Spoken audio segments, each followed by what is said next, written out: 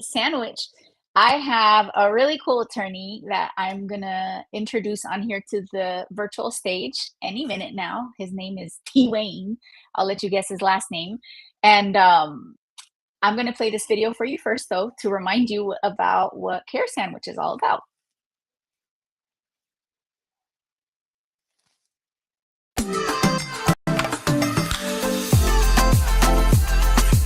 Welcome to Care Sandwich, the podcast where we dive into the success journeys of law firm owners across the country. I'm Margarita Everline, your host and the founder of Marketing Boss, a fractional chief marketing officer firm for law firms. On this show, we'll explore the challenges, strategies, and victories that have shaped law firms and how they wrap every interaction with care. Because we believe that caring isn't just a value, it's a strategy for success. So grab your favorite sandwich, sit back, and let's dig into a conversation filled with insight, inspiration, and of course, a lot of care. Welcome back to Care Sandwich. Welcome me to the stage, T. Wayne. How's it Good. going? Hey, Margaret, how you doing today? Great. Your name is so sticky. Yeah, well, lawyers, we have to have an initial out there to pretend we're important, but we know we're all not too serious. I'm sure you deal with a lot of lawyers on a weekly and daily basis. I know, Margarita. So, my T's my handle out there for T. Wayne. I like to get the local judges and lawyers to know a little different variation on my name. Awesome. I love it. I know all about that. My ongoing horrible joke is my name's Margarita and I work with lawyers because what lawyer doesn't love a good margarita? Get it? Yes. You got a good handle there. You got a good handle, Margarita. So, yeah. Thanks, Mom and Dad. But Yes. tell us about you. What do you do? Where are you? What sort of law do you practice? And how do you do it well? Yeah, I appreciate the opportunity to be on here with you today. Yeah, I'm a personal injury attorney based in Virginia Beach, Virginia, although we have offices in Roanoke in the western part of the state, a lawyer in Fairfax, Virginia, and a lawyer on the eastern shore of Virginia, which is a little peninsula where I grew up across the Chesapeake Bay from Virginia Beach. So we actually have up to 4 locations, and we serve the whole state of Virginia doing personal injury matters involving typical stuff like car accidents, dog bites, slip and falls. And then we also do nursing home abuse cases, which is kind of different than some other personal injury attorneys do. It's a very difficult area of practice. All of it's difficult. We dealing with people with most difficult times in their lives on a personal basis. Obviously, unfortunately, we'll deal with a wrongful death case, which we do with the family. But nursing home cases are very also sensitive topics, cases that we work on where a loved one is either demented or been lost, and we have to determine what happened to them. So we're a full-service personal injury attorney firm with, like I said, separate locations all over the state, serve the whole state. I've been practicing about 25 years with my law partner, Jonathan Deloach, and we've been in the business 17 and a half years, which is awesome. We're excited to keep moving forward to be the big 20th soon, and we're going to have a big celebration for that. So things are going well. We're a growing law firm, but it's a very competitive area, as you know, and so we're here to serve our clients in a personal manner and get good results. So it's a little bit about my background. I hope that gives you the audience a little feel for me. Yeah, absolutely. And I know that you are doing some really fun things with your marketing, with your website and things like that. But what I would love to talk about is what is your actual story? Like, why did you decide to go into personal injury, and why are there like stories behind the different practice areas? And I'm particularly curious if you want to talk about the nursing home abuse, because that is very rare for law firms to take that one on. And I know exactly what you're talking about, like super difficult to build those cases up, prove them. So yeah. Right. Well, let me get back to the beginning if I can. Mhm. Most people would ask lawyers, what made you want to become a lawyer?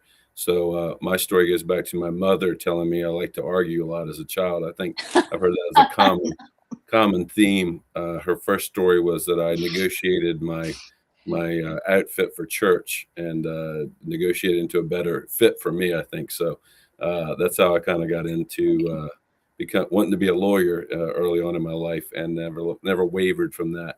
And then when I got through law school and through the whole bar process and became a lawyer. I was trying to find my way and found that trial work was my bailiwick. I enjoy jury Mm. trials, and taking care of clients, and going to courtrooms. That's something I enjoy doing, speaking to juries, getting good results, or presenting the case the best that I can to each individual jury, and seek a good result from a jury. So, our firm really focuses on giving personal attention to clients. So that's that big marketing push for us. There's a lot of big law firms out there, and there's nothing wrong with that. Massive law firms, and we're a growing law firm, but at our firm, you get to meet with a lawyer from day one, and we think that it kind of separates us from some of the larger firms. Yeah, no, that's amazing. And you're right. I mean, the bigger you are, the harder it can get to control quality, if I can put it that way, and the customer experience can get diluted. So there's definitely advantages to your setup. Walk us through how you've been able to scale with this white glove approach that you have. Well, yeah, it's a step by step, as you know. It's a labor of love, finding the right people. We're blessed to have good staff members, good lawyers working for us, and kind of proceed in a measured way in each market to make sure we do it the right way. For instance, on the Eastern Shore, we purchased a pre-existing law firm that had been there for over 117 years, or Mm. has been there 117 years this year. So partnered up with a lawyer over there that I knew and respected. So we did it that way over there. Kind of done it different ways here in Hampton Roads and Virginia Beach area. My partner and I built it from scratch, two men and sitting on a couple boxes and a couple computers. And 17 and a half years later, we're in our own building, fully staffed, and have all the tools needed to support our clients. So did it this way, and then in the Roanoke office, kind of did it similar to the other office by partnering up with another well-established lawyer in the area who we worked with and referred us cases. So referrals are a big part of the business too, Marguerite. We do lots of advertising, but the referrals from trusted other professionals and clients, of course, is the way we've built this business. So it's I worked. love that. Yeah, so it's work for us out there, and then we're excited this month to buy our own building in Roanoke, so we now have our own standalone location coming up in Roanoke. So that's exciting. So a lot of hard work, a lot of plans, and successes and failures, because it's a little bit of learning in both of those. Yeah, and let's talk about more about your mindset about referrals. And I'll give you this context of what I've seen. I have conversations about marketing all the time with law firm owners, and many forget that referral marketing is also a type of marketing that can fit really well into your marketing ecosystem. And it's almost like, it's not on people's radar as marketing. So walk us through, how do you do it so that you can actually do it at scale? Because I think that's what's missing, right? If you're good at what you do, you're going to get referrals when you go to church or to the grocery store or wherever your community is. But I'm talking about like scalable referral processes. Would you share, like, how do you do it so that it's scalable, and it sounds like it's worked really well for you? Yeah, yeah, appreciate it. And it's kind of a timely. We have a marketing meeting with our team every Friday, and we just talked about Mhm. this because, as you know, we lawyers and any business can throw money at marketing. You can do radio, television, print ads, all kinds of different avenues to market your business. But I think it's important not to forget those referral based groups we're in. So at our Friday meeting, I think we were intentional about discussing the fact that this year we're going to focus more on those groups we're attending, meeting one on one with people following those groups, because I'm sure a lot of your listeners and other owners like myself have bags and bags of cards, or they've got the contacts in their phones. People always want to say, "Hey, let's do business," but the way I think you need to treat it as intentional and scalable by meeting with individuals, asking for referrals. I think a lot of us just want to say, "Hey, I'm a lawyer. I do this for a living. I'm a personal injury lawyer." But you need to meet other successful business owners and ask them directly. Hey, personal injury is very situational, but if you know someone who needs a free consultation, I appreciate the opportunity to speak to somebody.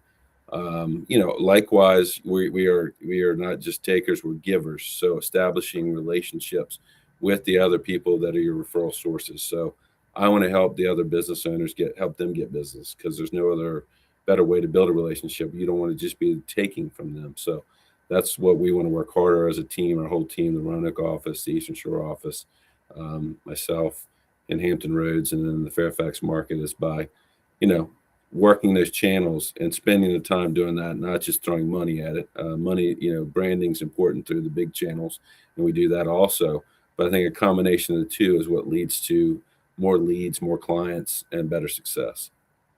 Absolutely. And I'd even add a couple of things that you said. So asking for the referrals can be having a cup of coffee with somebody that's been a good referral partner and reminding them of the value that or the value that you have around the relationship, right? It can also be leveraging the law of reciprocity, right? Where maybe you don't keep track of how many referrals you send out. Maybe some of them are co-counsel opportunities, maybe some of them are not. But when you do it as a habit, I really do believe, and I've seen it comes back, right? It's not Right. always I give you two cases, you give me two cases. It's not always so transactional, is what I find. Like law firm owners that have been really successful at scaling with referrals, I've noticed are just very much about how can I give, where can I give, how can I help, how can I contribute, and then the rest just kind of takes care of itself.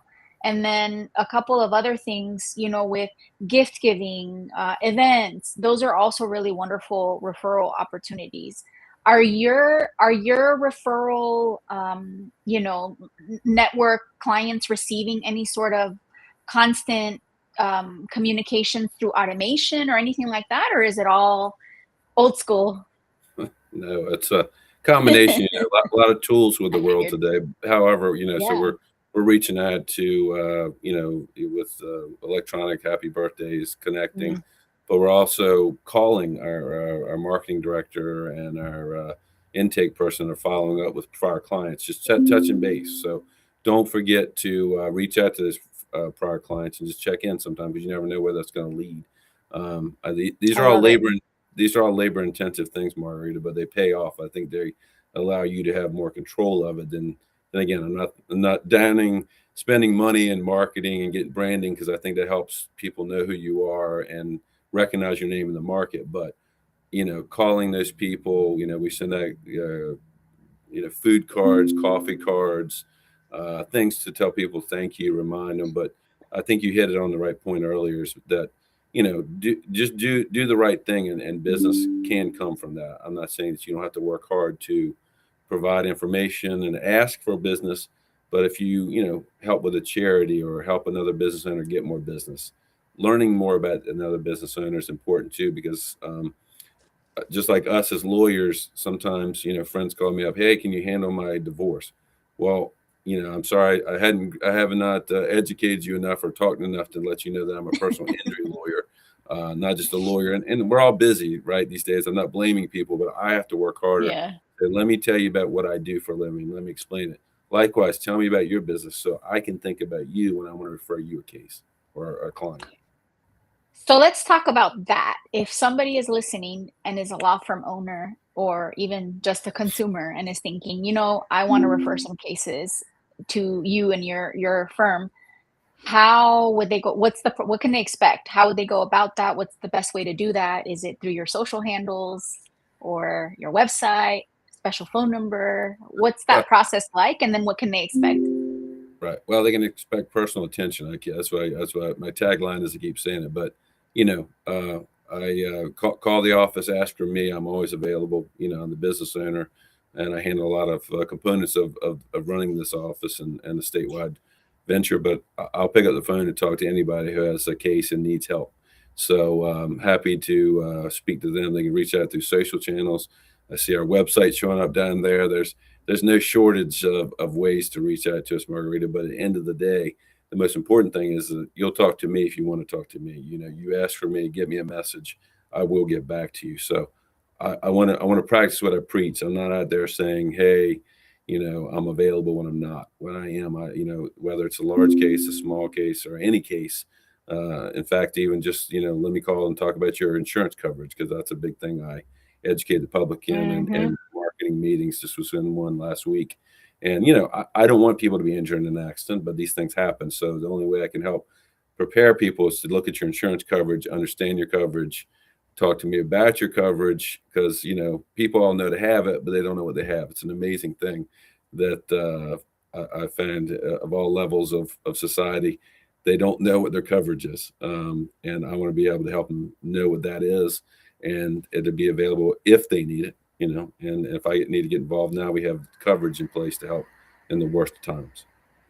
Oh my gosh, I could go on for days about coverage, or they think they know what coverage they have because Full of coverage. labels like full coverage, and they're like, "Oh, no, it's not actually full coverage." Oh my gosh, yeah. I have wonderful insurance thanks to all the attorneys that I work with, but Yeah, it's been I great. hope so, Margarita. With all the lawyers you speak to, I hope you have good coverage. So. Right? I have no excuse. But well, I have one more question for you. And some might say it's the most important question, and it's a no judgment, no right answer, no wrong answer, okay? All right. What is your favorite sandwich? Because it's My called the favorite, Care Sandwich Podcast. my favorite Get it? sandwich. Am I allowed to say a cheeseburger's a sandwich? Is that a sandwich? Yeah, sure. Yeah, A yeah, burrito's a sandwich, a cheeseburger. Why not? yeah. Let's go. I have to go with the good old fashioned cheeseburger on the grill is my favorite sandwich. Can't beat that. I'll eat all kinds of sandwiches, but when you said no judgment and you said sandwich, the first thing came to mind was cheeseburger. Maybe throw a little bacon on there too, so that's even better. So, Is there a favorite spot that you like to go to? um, well, I'll tell you, my favorite spot is my grill. I like to cook my own hamburger on my cheese. All Nothing better right. than maybe a cold adult beverage and flipping a cheeseburger or two, and then eating it in the great outdoors. I think that's my favorite place to have a cheeseburger. That's awesome. If you hunt too, we're gonna be best friends. Oh, well, I'm from the Eastern Shore of Virginia, so I've done a little bit of hunting over Oh. there. So, I can hook you up with some stuff if you need it. So. Yeah, that's awesome. Well, it's been a pleasure, and I hope those of you that are tuned in and really enjoyed this episode, I know I did. He gave some really good tips on networking, and I hope you do more of it. We'll see you on the next episode of Care Sandwich, and T. Wayne, don't go anywhere. We'll see you backstage. Thank you, Margaret.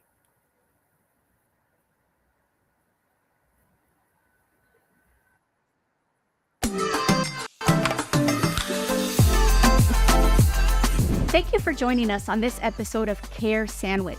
Remember, the way we care for our clients, our teams, and ourselves can make all the difference in our success. Until next time, keep caring, keep growing.